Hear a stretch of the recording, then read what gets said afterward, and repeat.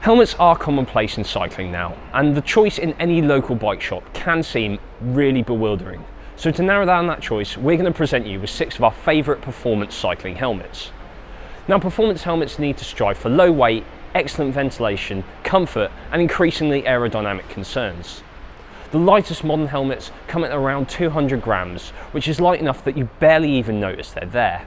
As with many things in cycling, you can pay as much or as little as you want, with a choice at most price points better than ever before. In this video, we've got helmets from £30 right up to £200, so there is truly something for everyone. If you are more into reducing drag and getting aerodynamic as possible, you'll want to watch our 6 of the best aero helmets, which is linked just above my head, somewhere there.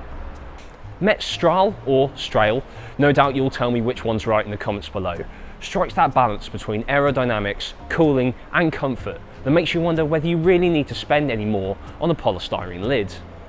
With 8 vents up front, the Strail does have fewer than most traditional helmets, but you certainly don't overheat when you're wearing it. Not that overheating is a problem at the time of recording this video, it's still so bloody cold. Come on, spring.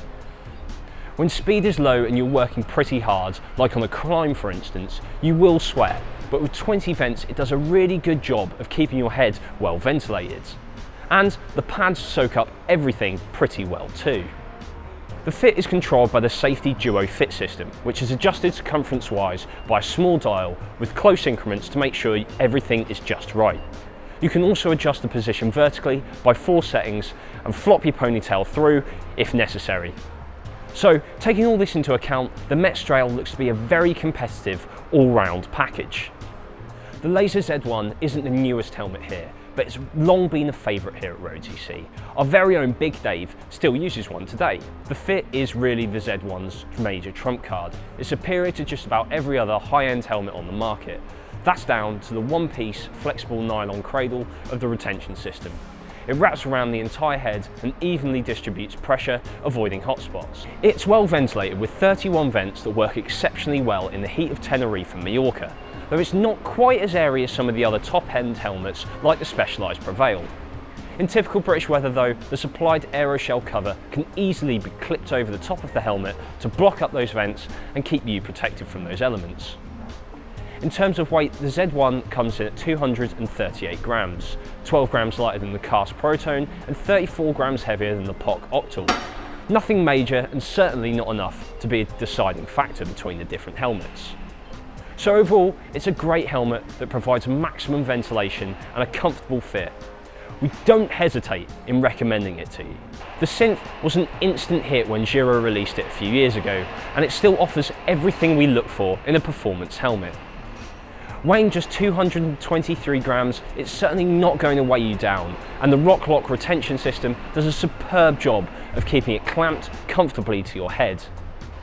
It's easily adjustable on the fly, and there are 3 different height adjustments too. That name, by the way, comes from the fact that Giro has synthesized all the features you'd want in a high-performance helmet.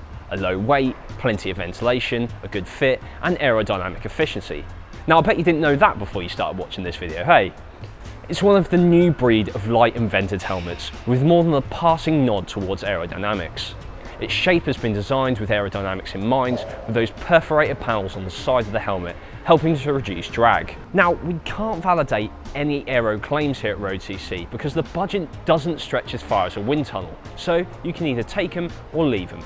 Now, aero claims aside, the synth is a lightweight, comfortable and very well ventilated helmet designed for aerodynamic efficiency. And if the synth is a bit pricey, you can always check out the cheaper Giro Cinder, which has a lot of the same technology but costs a lot less. For a long time it was one of the lightest helmets that money could buy. Now the specialised PREVAIL has recently been updated and the result is still a very light helmet, but with improved comfort, ventilation and, importantly, looks. The new PREVAIL 2 weighs 201 grams on our scales, which is pretty light. You might think there's little point in a lightweight helmet, and then you try one and it's hard to go back to a heavier one, trust me. Of course, you do have to pay handsomely for low weight, but that's how it works in cycling world. Less weight, higher price, unfortunately.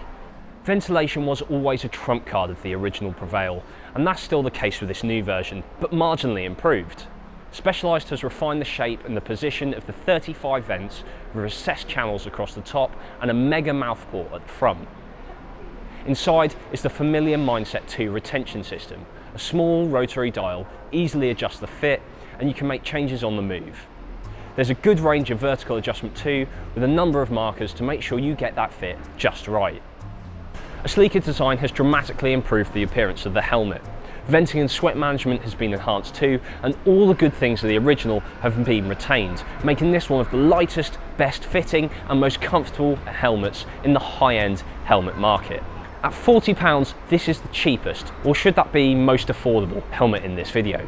And it just goes to show how far helmet design has come in the last 10 years.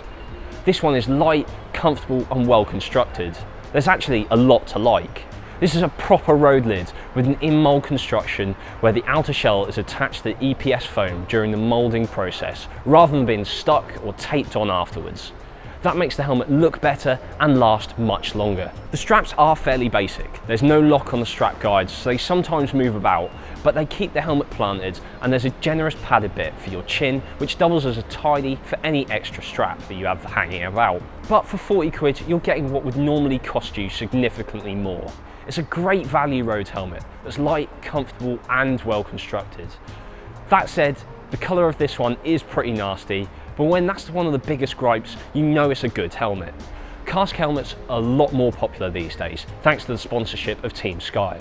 And while its top-end helmets command hefty wads of cash, this MOJITO is fairly priced and offers excellent performance. Fitting is secured via a dial adjustment system at the rear, which, like most other adjustment systems these days, clasps to the back of your head to draw the internals of the helmet to you. It's an effective system, putting the helmet down and around your cranium, ensuring a secure fit. More than that, it's very comfortable, with plentiful pads lining the inner shell too. The only flaw is the padding, which does seem to hold on to the sweat a bit more than we'd like. But if you don't sweat a lot or ride in hot climates, then this is less likely to be an issue. Other than this, the MOJITO remains a high quality helmet at a price point that's really competitive.